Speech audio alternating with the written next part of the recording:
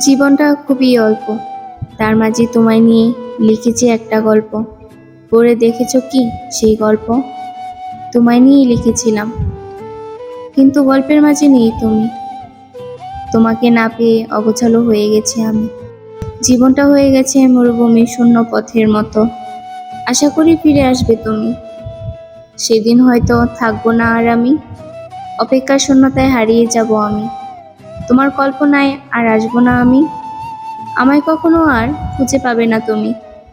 পৃথিবীর সমান্তরাল পথে খুঁজে পাবে না আমায়। তোমার কিছু অবহেলার কারণে তুমি হারিয়ে ফেলেছো আমায়। সেদিন হয়তো তুমি ভাববে, কি করে হারিয়ে ফেলেছো আমায়। হারিয়ে ফেলার যে চিনচিনে ব্যথাটুকু তুমিও অনুভব করবে।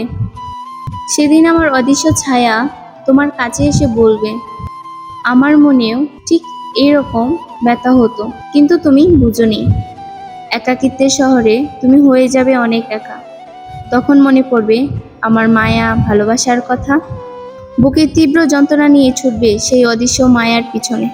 কোথাও খুঁজে পাবে না আমায়। চিৎকার করে বলবে, প্লিজ ফিরে আসো আমার জীবনের গল্পটায়। আমার অদৃশ্য ছায়া দূর থেকে বলবে, ভালো থাকো প্রিয়, তুমি ভালো থাকো। ইতি, তোমার মায়াবতী। বন্ধুরা, আমার লেখা অনুগল্পটি কেমন হয়েছে তা অবশ্যই কমেন্ট বক্সে জানাবে। আর এরকম ভিডিও পেতে চ্যানেলটা সাবস্ক্রাইব করে রাখবে। আর একটি লাইক করতে ভুলবে না কিন্তু। ধন্যবাদ সবাইকে।